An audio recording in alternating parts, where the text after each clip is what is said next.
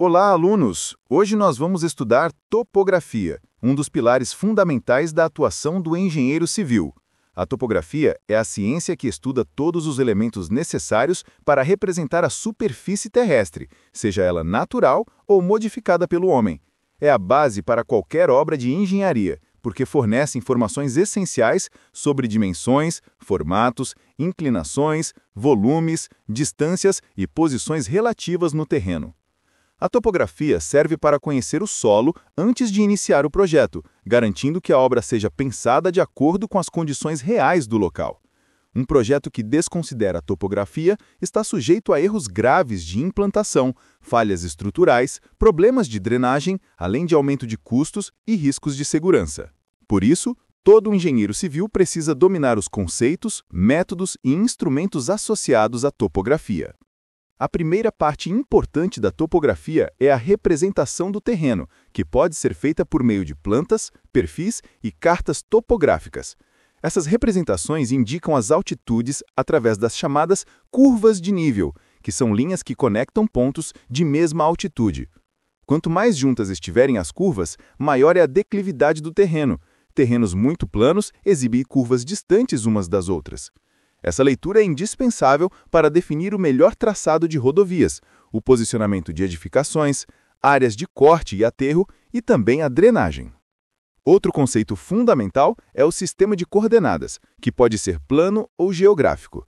No sistema plano, utilizamos coordenadas x e y, geralmente na projeção UTM, enquanto no sistema geográfico utilizamos latitude e longitude. Isso permite localizar qualquer ponto do terreno no espaço tridimensional. Um elemento central da topografia é o levantamento topográfico, que consiste em medir distâncias, ângulos e desníveis a fim de obter a representação fiel do terreno. Existem vários tipos. O levantamento planimétrico registra apenas a posição dos pontos no plano horizontal. O levantamento altimétrico registra apenas as altitudes desses pontos. E o levantamento planialtimétrico faz a junção dos dois, representando posição e altitude simultaneamente. Para realizar esses levantamentos, utilizamos diversos instrumentos. Os instrumentos clássicos são a trena, o nível óptico, a mira e o teodolito. Hoje, grande parte dos levantamentos é feita com estação total e GPS geodésico de alta precisão, permitindo medições mais rápidas e precisas. A estação total mede ângulos, distâncias e coordenadas, enquanto o GPS geodésico permite posicionamento com precisão centimétrica. Tecnologias modernas como drones, LiDAR e scanners terrestres 3D também são largamente utilizadas, principalmente para levantamentos em grandes áreas ou regiões de difícil acesso. Um aspecto muito importante é o nivelamento, processo utilizado para determinar diferenças de altitude entre pontos. O nivelamento pode ser geométrico, trigonométrico ou barométrico. O nivelamento geométrico é o mais utilizado, por ser o mais preciso, e envolve a leitura de visadas em uma mira graduada utilizando um nível. Já o nivelamento trigonométrico utiliza ângulos verticais e distâncias medidas por teodolito ou estação total. Outro elemento essencial da topografia é a implantação de obras, que consiste em transferir para o terreno as dimensões e posições definidas no projeto. Isso inclui o posicionamento de eixos de estradas, fundações, redes de água e esgoto, taludes, cortes e aterros. Qualquer erro nessa etapa pode comprometer a obra inteira. Também é importante mencionar que a topografia envolve cálculos específicos, como determinação de áreas, volumes e inclinações. O cálculo de volumes de corte e aterro é especialmente relevante em obras de terraplanagem e pode ser feito utilizando métodos como seções transversais, prismoides ou malhas regulares. Além disso, a topografia também exige o entendimento do equilíbrio de massas, que consiste em equilibrar o volume de corte e aterro, de modo a reduzir o transporte de material e, consequentemente, os custos da obra. O engenheiro usa a topografia para identificar onde é mais econômico cortar e onde é mais econômico aterrar. Por fim, o engenheiro deve compreender normas e padrões técnicos, como os procedimentos definidos pelo IBGE e pelos órgãos de infraestrutura. Isso garante que os levantamentos sigam padrões de precisão e confiabilidade adequados. Em resumo, a topografia é o alicerce do planejamento e execução de qualquer obra de engenharia. Ela fornece as informações reais do terreno, orienta o projeto, permite a correta implantação da obra e garante economia, precisão e segurança. Dominar topografia é dominar o início de todo o processo construtivo, e isso torna o engenheiro civil capaz de projetar com responsabilidade, técnica e eficiência.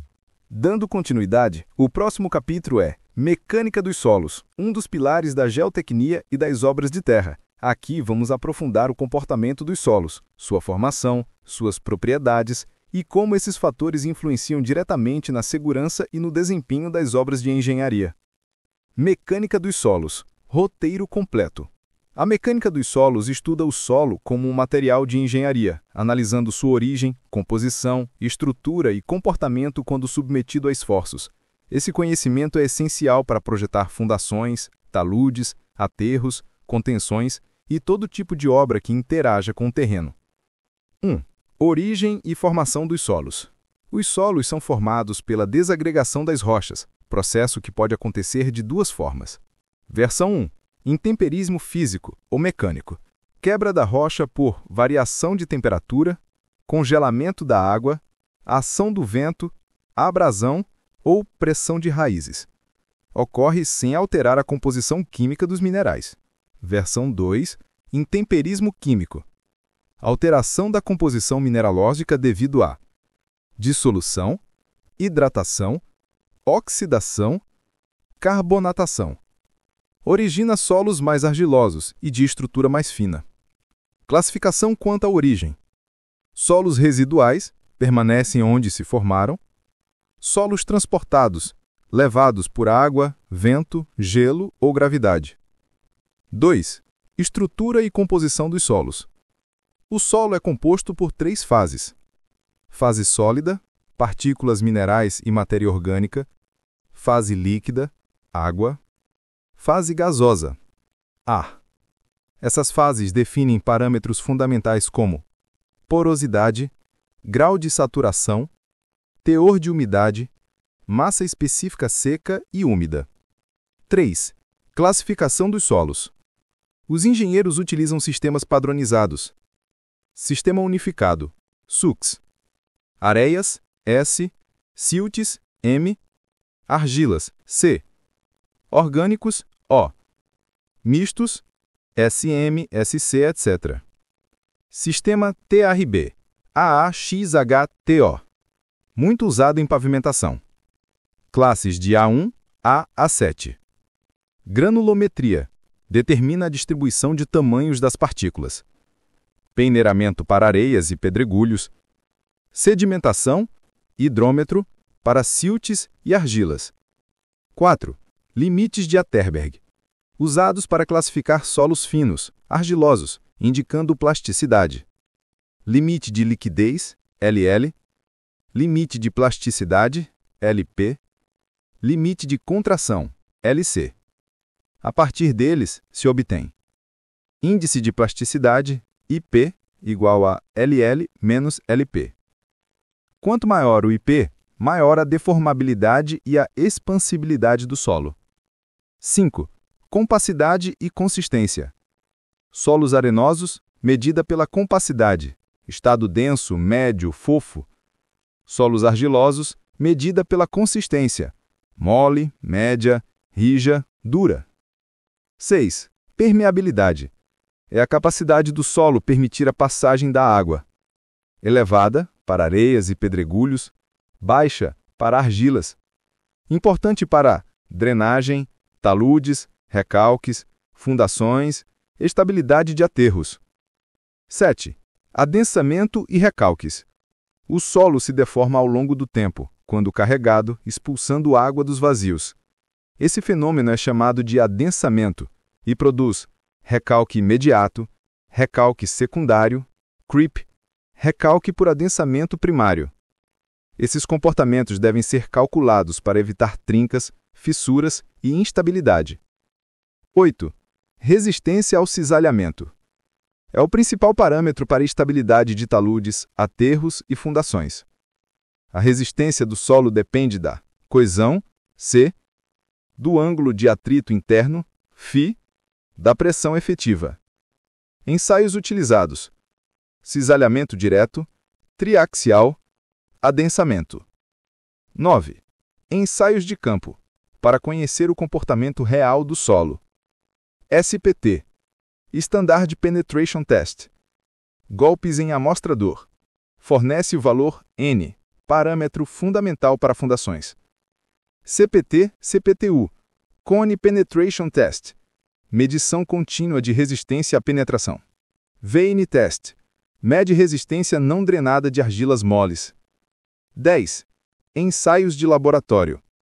Principais: análise granulométrica, limites de Atterberg, massa específica dos grãos, compactação, Proctor, permeabilidade, cisalhamento direto e triaxial.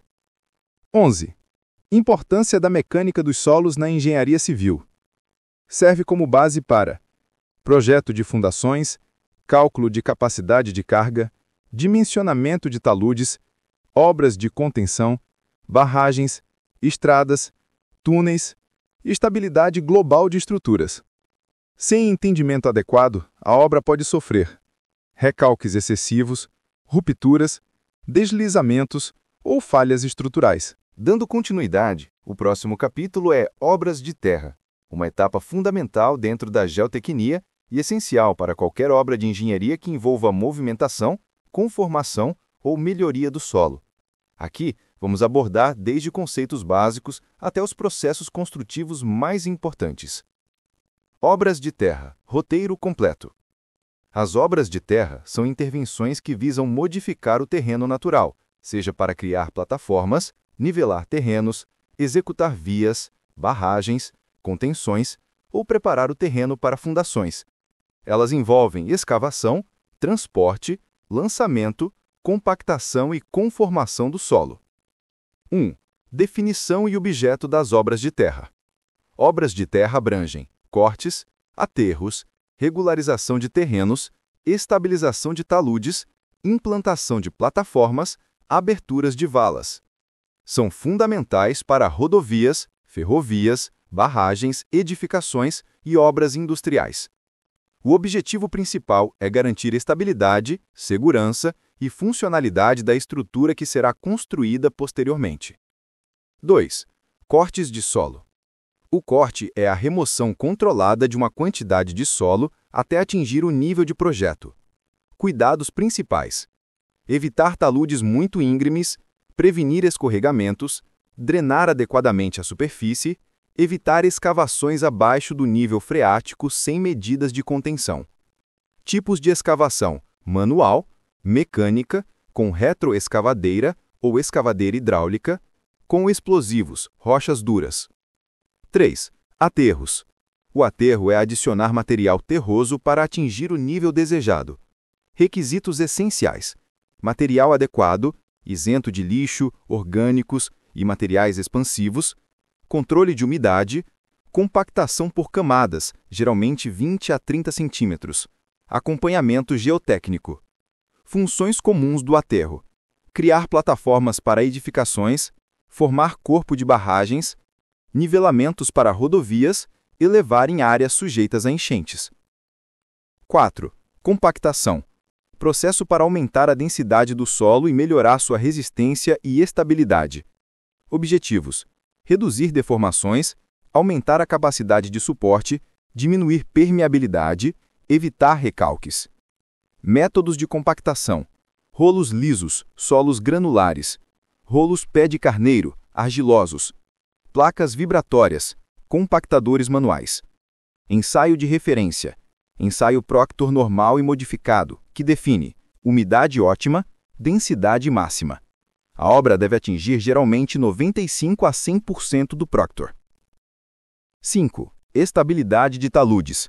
Os taludes são superfícies inclinadas criadas por cortes ou aterros. Riscos principais: rupturas, escorregamentos planos ou circulares, erosão superficial. Medidas de segurança: inclinação adequada, drenagem superficial e profunda, revegetação, bermas, muros de contenção quando necessário. 6. Erosão e drenagem. A água é um dos maiores inimigos das obras de terra. Problemas que a água causa: erosão, solapamento, instabilidade de taludes, umidade inadequada em solos compactados.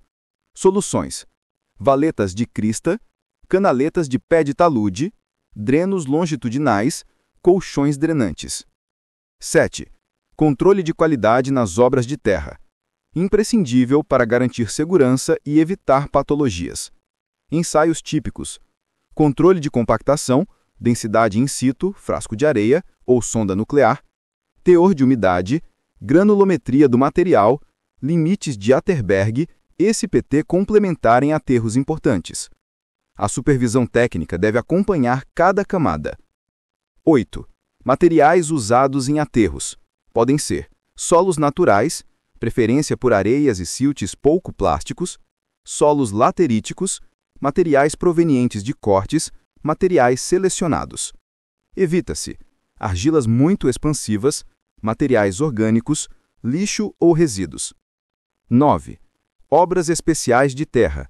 Além dos cortes e aterros comuns, existem intervenções mais complexas: barragens de terra, diques, aterros hidráulicos, aterros sobre solos moles, melhorias de solo, como pré-carregamento, drenos verticais, vibrocompactação, jet grouting. 10. Segurança em obras de terra. Medidas essenciais: escavações profundas devem ter escoramento, evitar acesso de máquinas em bordas de talude, monitoramento de recalques, checagem de condições climáticas, proibição de trabalho sob taludes instáveis. Dando continuidade, o próximo capítulo é Obras de contenção, um tema fundamental dentro da geotecnia e obras de terra, pois trata das estruturas utilizadas para garantir a estabilidade de taludes, cortes, aterros e escavações profundas. Essas obras são essenciais para evitar deslizamentos, rupturas e escorregamentos, garantindo segurança e funcionalidade em rodovias, edificações, encostas e obras urbanas. Obras de contenção, roteiro completo. As obras de contenção são estruturas projetadas para resistir às pressões do solo, da água ou de cargas aplicadas sobre terrenos inclinados.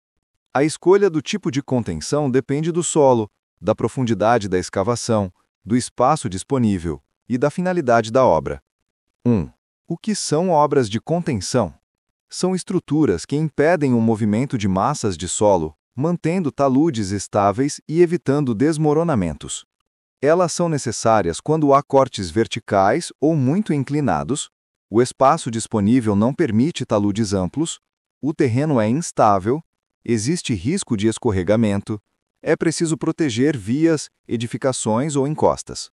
2. Pressões que atuam nas estruturas de contenção.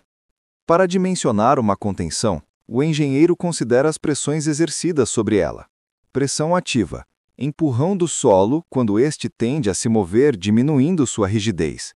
Pressão passiva: resistência do solo na direção oposta ao movimento. Pressão neutra: condição intermediária. Pressão hidrostática: a água acumulada aumenta significativamente o empuxo, por isso drenagem é indispensável. 3. Principais tipos de obras de contenção. 3.1. Muros de gravidade. São muros pesados, geralmente feitos de pedra ou concreto ciclópico. Funcionam pelo próprio peso, que resiste ao empuxo do solo, indicado para alturas pequenas e médias. 3.2. Muros de solo reforçado. Solo compactado com reforços internos, geogrelhas, geotêxteis ou tiras metálicas. Vantagens: alta flexibilidade, boa drenagem, construção rápida, economia em relação a muros de concreto. Amplamente utilizados em rodovias. 3.3. Muros de arrimo em concreto armado. Estruturas delgadas com formatos comuns como L, T invertido, muros engastados, muros com contrafortes. Suportam grandes alturas e permitem estética arquitetônica. 3.4. Contenções com estacas prancha, sheet piles. Utilizadas quando é necessário conter solos moles ou executar escavações profundas em áreas urbanas. Podem ser metálicas, de PVC, de madeira. Instaladas por cravação. 3.5. Cortinas atirantadas. Indicadas para grandes profundidades e áreas com pouco espaço lateral. Consistem em parede diafragma ou estacas escavadas ou perfis metálicos, tirantes protendidos ancorados no solo. Permitem escavações seguras próximas de prédios e vias. 3.6. Muros de gabião. Estruturas feitas com caixas metálicas preenchidas com pedras. Características: alta drenagem, flexibilidade elevada, boa resistência contra a erosão. Muito usados em contenção de cursos de água e encostas. 3.7. Solo grampeado. Técnica moderna onde barras metálicas são inseridas no terreno, associadas com concreto projetado. Indicado para taludes naturais ou cortes instáveis. 4. Importância da drenagem em obras de contenção. A drenagem é um fator crítico. Sem controle da água, aumenta o empuxo, o muro pode romper, surgem recalques e fissuras. A erosão interna. Soluções de drenagem. Drenos tipo Barbacã, colchões drenantes, geotêxteis, tubos perfurados, drenos profundos. 5. Estabilidade global e verificações de segurança. O dimensionamento geotécnico de uma contenção inclui análises como deslizamento, tombamento, capacidade de carga da fundação, rupturas profundas, global, estabilidade interna no caso de solo reforçado. O engenheiro utiliza métodos como teorias de Rankine, teorias de Coulomb, métodos de equilíbrio limite e análise numérica. 6. Materiais utilizados nas contenções: concreto simples e armado, aço, solos selecionados, geossintéticos, geogrelhas, geotêxteis, gabiões, malhas metálicas mais pedras, perfis metálicos, madeira tratada. 7. Patologias comuns em contenções: trincas e fissuras, deslocamentos excessivos, ruptura por tombamento, recalques diferenciais, empuxo gerado por água acumulada, deformação dos tirantes, ruptura de gabiões por corrosão ou impacto. 8.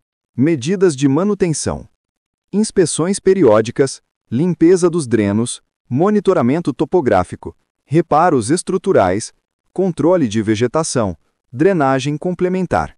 Dando continuidade, o próximo capítulo é Fundações. Tipos, projeto, detalhamento, execução, controle tecnológico e verificação. Este é um dos temas mais importantes da engenharia civil, pois uma fundação mal projetada pode comprometer toda a estrutura, enquanto uma fundação bem planejada garante segurança, durabilidade e desempenho adequado da obra. Fundações. Roteiro completo. 1. O que são fundações?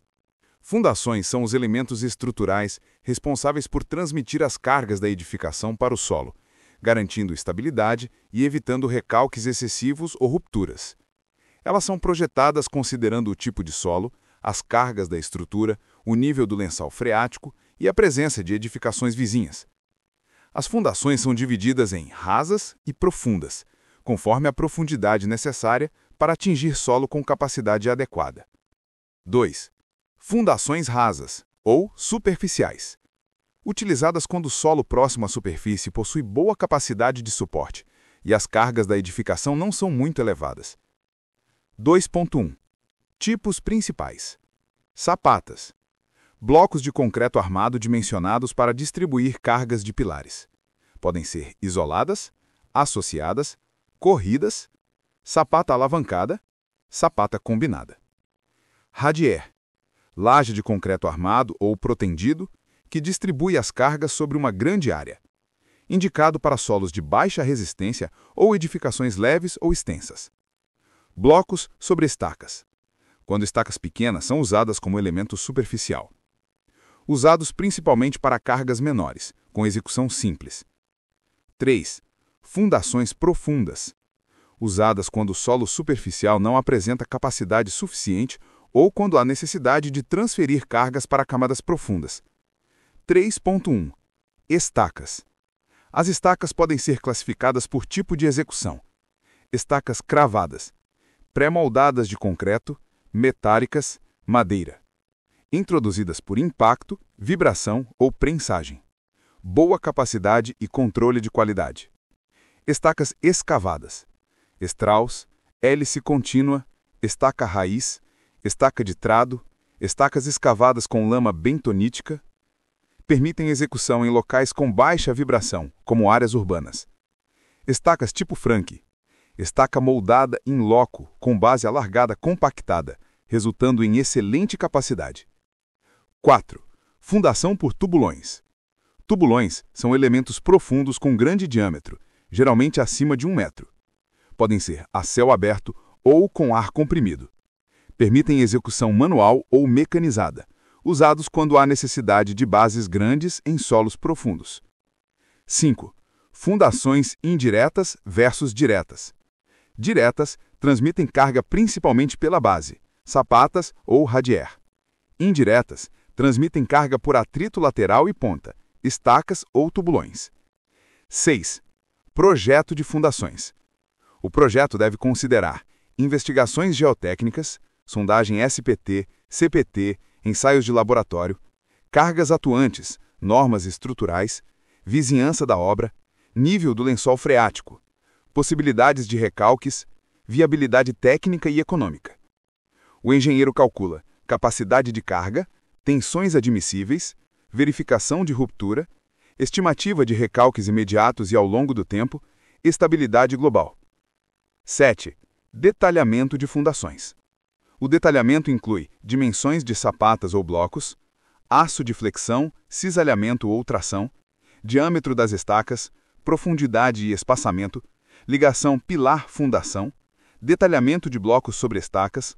É apresentado em pranchas técnicas contendo cortes, vistas e notas de execução. 8. Execução das fundações.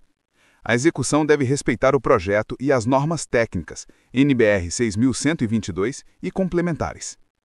Etapas gerais: locação dos furos ou eixos, escavação ou cravação, conferência da profundidade, concretagem com controle adequado, instalação de formas e armações, registro de dados de execução. Problemas que podem surgir durante a execução: solo diferente do previsto nas sondagens, surgimento de água, colapso das paredes de escavação, recusa insuficiente ou excessiva em estacas cravadas, interrupção da concretagem. O engenheiro precisa acompanhar a obra e ajustar o projeto conforme necessário. 9. Controle tecnológico. Garantir qualidade das fundações. Inclui ensaios em estacas, prova de carga estática, prova de carga dinâmica, integridade estrutural ou pitch, controle da energia de cravação, controle do concreto, slump test, moldagem de corpos de prova, resistência à compressão, registro de execução. Cada estaca deve ter ficha própria com profundidade final, tipo, diâmetro, consumo de concreto, recusa e tipo de solo encontrado. 10. Verificação de fundações. Antes da obra ser entregue, o engenheiro verifica recalques, integridade estrutural das estacas, conformidade com o projeto, desempenho em prova de carga e estabilidade global. Caso algum item esteja fora do padrão, são feitas correções, reforços ou reavaliações. Dando continuidade, o próximo capítulo é terraplenagem, corte, aterro e compactação. Esse tema é fundamental em geotecnia e obras de terra, porque praticamente toda obra de engenharia civil depende da preparação adequada do terreno. Uma terraplenagem mal executada gera recalques, trincas, problemas na drenagem e até instabilidade de taludes. Por isso, precisamos entender cada etapa com clareza. Terraplenagem, corte, aterro e compactação. 1. Conceito geral de terraplenagem.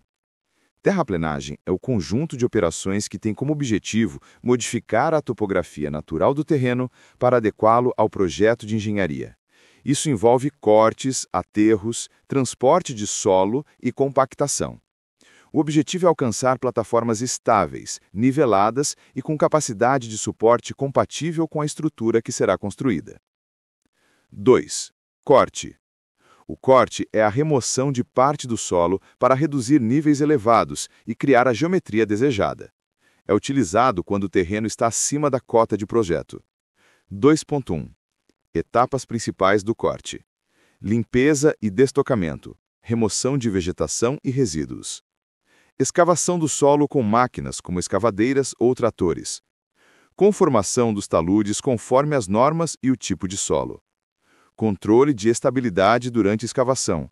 Destinação adequada desse material. Transporte para aterro ou bota fora. 2.2. Cuidados importantes.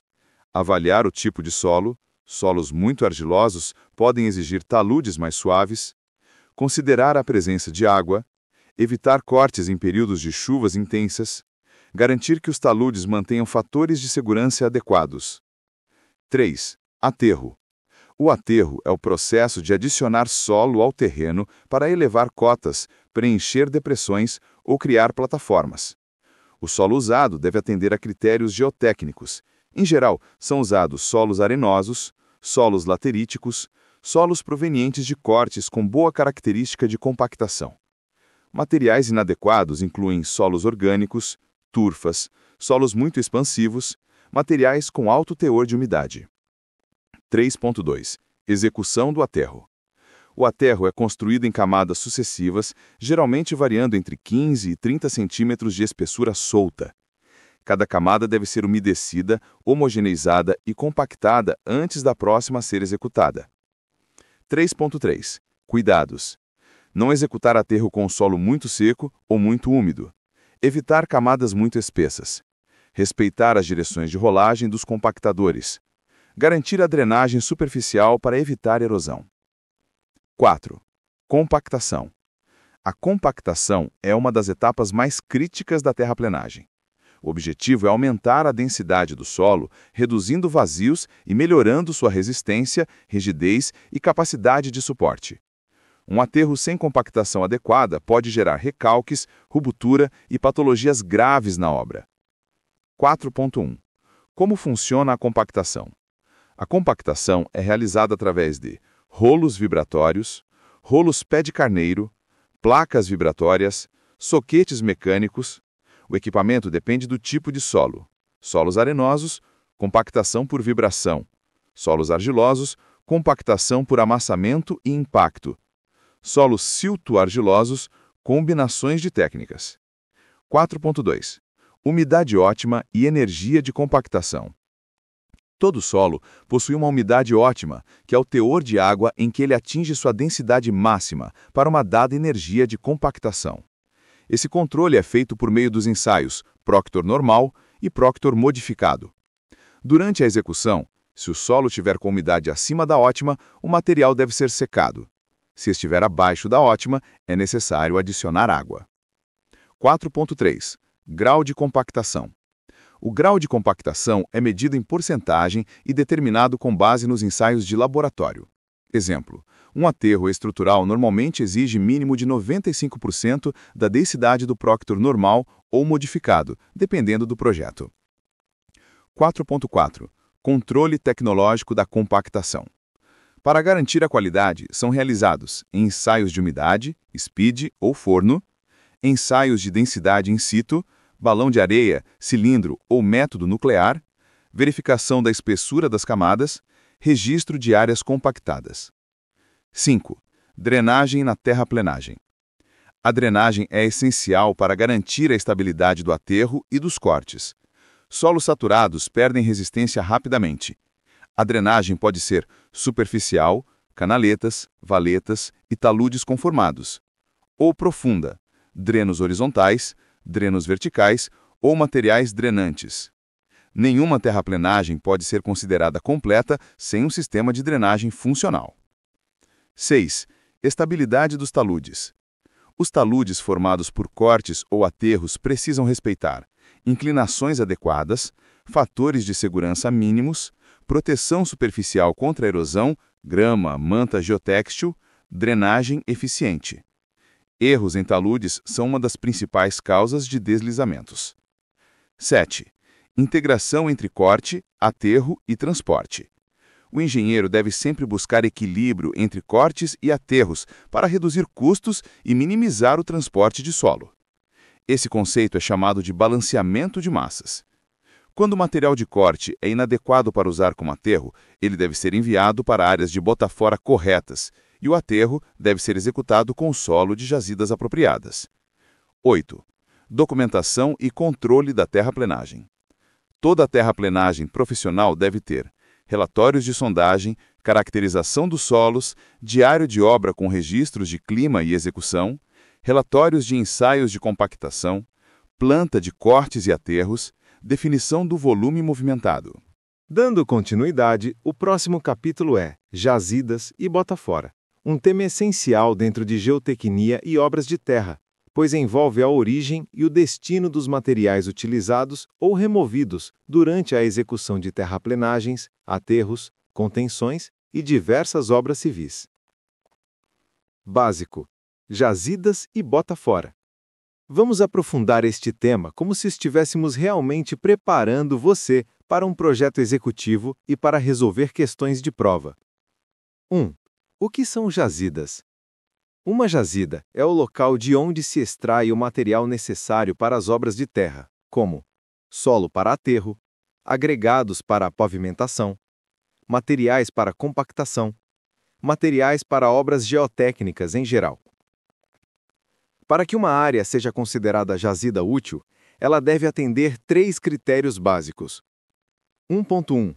Critério técnico. O material presente na jazida precisa ter qualidade compatível com o uso pretendido. Exemplos: para aterros compactados, solo com boa plasticidade e baixa compressibilidade. Para camadas estruturais, laterita, brita, areia, cascalho. Para bases e subbases, solos granulares bem graduados. Antes de aprovar, executam-se ensaios de granulometria, limites de Atterberg, ensaio Proctor, massa específica seca máxima e teor ótimo. CBR, Índice de Suporte Califórnia. Ensaios de compactação e permeabilidade. Verificação de contaminantes quando aplicável. 1.2. Critério econômico. A jazida deve gerar custo competitivo. Aqui entram distância, jazida, obra, impacto no transporte, disponibilidade de equipamentos de extração, facilidade de escavação, solo solto, argiloso, rochoso, logística e acessos ao local.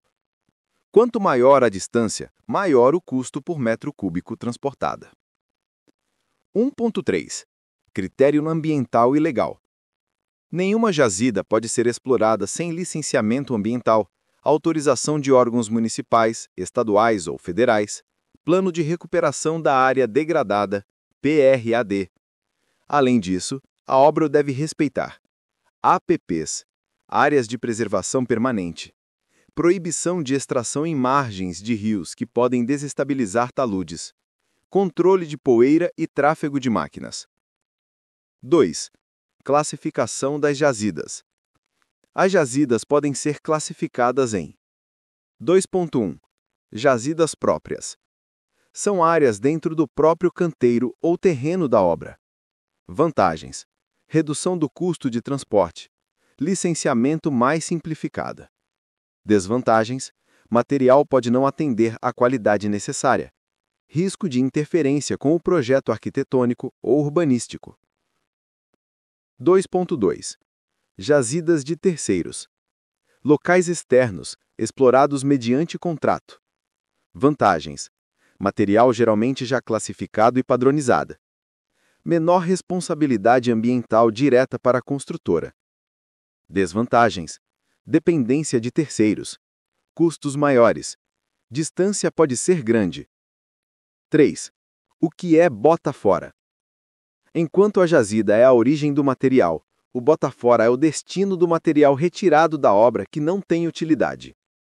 Esse material pode ser solo de escavação, entulho misturado com solo, material orgânico, resíduos de limpeza de camada vegetal, solo contaminado, quando aplicável. 4. Regras para um bota fora legal. Não é permitido descartar material em qualquer lugar. O bota fora deve ser 4.1. Licenciado ambientalmente. O órgão responsável precisa autorizar o local de deposição. 4.2. Adequado geotecnicamente. O terreno deve suportar o volume depositado, sem risco de escorregamento, risco de assoreamento de cursos d'água, dano a áreas protegidas. 4.3. Acessível às máquinas. O caminhão precisa conseguir chegar e manobrar sem risco. 4.4. Controlado e registrado. A obra deve registrar volumes transportados e locais descarregados. 5. Critérios técnicos para a escolha de jazida e bota fora. Para a obra, considera-se: 5.1. Volume necessário e disponível. A jazida tem material suficiente para todo o aterro. O bota-fora tem capacidade para receber todo o volume excedente. 5.2. Distâncias e logística. Transporte é custo dominante em obras de terra. Distâncias acima de 10 a 15 quilômetros podem inviabilizar financeiramente o uso. 5.3. Tipo de material. Jazida deve oferecer material conforme especificações. Bota-fora deve ser adequado ao tipo de resíduo. 6. Controle tecnológico nas jazidas. Durante a exploração, a cada camada extraída, realiza-se ensaio de controle. A qualidade do solo deve manter-se constante. Quando há variação, por exemplo, camada orgânica, deve ser descartada. Importante: as normas do DNIT e ABNT orientam os ensaios necessários, especialmente em obras rodoviárias e de infraestrutura pública. 7. Estudo de viabilidade de jazida e bota fora. Antes de iniciar a obra, o engenheiro deve avaliar: distância total de transporte, tipo de solo disponível, custos de equipamentos, impacto ambiental, licenças necessárias, riscos de descontinuidade do material, possibilidade de reaproveitamento dentro da própria obra. 8. Impactos ambientais e medidas mitigadoras. Tanto jazidas quanto bota-fora podem gerar impactos como erosão, poeira, contaminação de corpos hídricos, desmatamento, alteração do relevo. Medidas de mitigação incluem drenagem provisória, controle de erosão, como mantas, gramíneas, aceiros, molhamento do solo para controlar poeira, recuperação do solo após o uso. 9. Importância em provas e concursos. A banca costuma cobrar definições de jazida própria ou externa, critérios de escolha, ensaios necessários para a aprovação de material, responsabilidade ambiental, custos de transporte e planejamento de logística, diferença entre bota-fora licenciado e descarte irregular. Dando continuidade, o próximo capítulo é Equipamentos para transporte, desmonte e compactação de solo. Um tema extremamente prático dentro de geotecnia e obras de terra e que aparece muito em provas, especialmente porque envolve produtividade, escolha adequada de máquinas e entendimento do ciclo operacional. Bora! Equipamentos para transporte, desmonte e compactação de solo. Vamos detalhar cada classe de equipamentos, quando usar, como funcionam e quais são suas aplicações em obras de terra. 1. Equipamentos de desmonte. O desmonte é a etapa de romper, escavar ou soltar o solo ou rocha para depois transportar e compactar. Dependendo do tipo de terreno, equipamentos diferentes são usados. 1.1. Escavadeiras hidráulicas. São máquinas com lança, braço e caçamba. São utilizadas para escavação de valas, escavação de fundações, carregamento de caminhões, escavação de materiais coesivos e semicoesivos, rompimento auxiliar com martelos hidráulicos.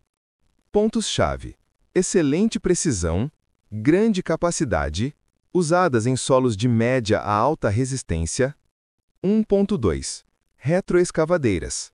Equipamento versátil com pá carregadeira na frente e concha de escavação atrás. Funções: pequenas escavações, limpeza de áreas, apoio geral em canteiros, abertura de valas para drenagem em instalações.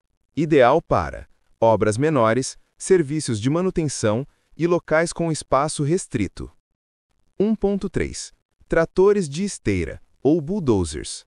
Equipados com lâmina frontal, são utilizados para desmatamento, nivelamento inicial, movimentação de solo em pequenas distâncias, espalhamento de camadas. Características: ótimo desempenho em solos moles, alta tração, frequentemente usados para empurrar scrapers. 1.4. Scrapers, ou motoniveladoras de transporte. Equipamento que corta o solo, carrega, transporta e descarrega. Funções como desmonte superficial, carregamento próprio, transporte em médias distâncias, 100 a 1000 metros, espalhamento controlado do solo. Vantagem: é um equipamento completo, corta, transporta e espalha. Desvantagem: requer terreno firme para operar. 1.5. Perfuração e rompimento em rocha. Quando o terreno é rochoso, utilizam-se perfuratrizes, que realizam furos para explosivos. Martelos rompedores hidráulicos, acoplados à escavadeira. Explosivos. Desmonte a fogo, em rocha dura. A escolha depende do tipo de rocha e do licenciamento ambiental. 2. Equipamentos de transporte. Depois do desmonte, o solo deve ser levado à área de utilização, aterro, ou ao bota-fora. A escolha do equipamento depende de distância, tipo de material, condições do terreno, produtividade necessária. 2.1. Caminhões basculantes, igualzinho a caçamba. Transportam solos soltos, areia, brita, material escavado. Tipos: truck, até 14 metros cúbicos. Basculante articulado, fora de estrada, de 25 a 40 metros cúbicos. Basculante rígido, de mineração, de 60 metros cúbicos em adiante. Os caminhões articulados são ideais para terrenos irregulares. 2.2. Scrapers, quando usados para transporte. Além do desmonte, eles transportam material em distâncias médias com excelente produtividade. 2.3. Tratores com carroças ou carretas agrícolas, usados em pequenas obras ou locais com acesso restrito. 3. Equipamentos para espalhamento e nivelamento. Após o transporte, o solo precisa ser espalhado em camadas uniformes antes da compactação. 3.1. Motoniveladora, ou patrol. Usada para regularização de superfície, acerto de subleito, terraplenagem, rampas, acessos e taludes. Possui lâmina que trabalha com excelente precisão. 3.2. Tratores de esteira e de pneus, usados para espalhamento do solo, conformação de camadas, apoio ao transporte. A versão de pneus é mais rápida, a de esteiras tem melhor tração. 4. Equipamentos de compactação. A compactação é uma das etapas mais críticas em obras de terra. O objetivo é aumentar a densidade, reduzir vazios, aumentar a resistência do solo, diminuir recalques futuros. A escolha depende do tipo de solo. 4.1.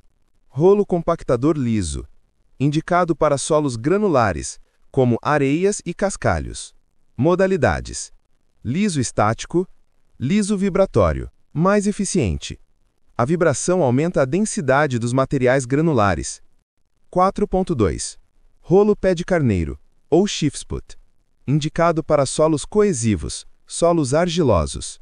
Características: pés penetram no solo, ação de amassamento. Excelente para argilas de média a alta plasticidade. 4.3. Rolo pneumático, pneus múltiplos, indicado para misturas de solos, camadas que requerem acabamento, pavimentação. Oferece compactação por amassamento mais pressão, com boa densidade. 4.4. Compactadores de perna, ou sapo, usados em locais confinados, valas, fundos de sapata, áreas com pouco acesso. 4.5. Placas vibratórias, ideais para calçadas, pátios, compactação de brita e areia em espaços reduzidos. 5. Produtividade dos equipamentos. Em provas, normalmente cobram tempo de ciclo de caminhões, velocidade, capacidade da caçamba, número ideal de caminhões para não ociosos da escavadeira e produtividade em metros cúbicos por hora. É importante lembrar: desmonte, escavadeira, transporte, caminhão, espalhamento, moto-niveladora, trator. Cada equipamento tem função específica dentro do ciclo. 6. Segurança na operação. A operação de máquinas exige operadores certificados, sinalização adequada, controle de poeira, manutenção preventiva, distância mínima entre equipamentos, estabilidade das vias de transporte. Falhas nessas áreas geram acidentes e paralisações. 7. Aplicações em provas. As bancas costumam perguntar: qual equipamento é ideal para cada tipo de solo? Diferença entre compactação estática e vibratória. Onde usar rolo pé de carneiro? Quando usar scraper? Tipos de caminhões e distâncias recomendadas? Papel da moto-niveladora.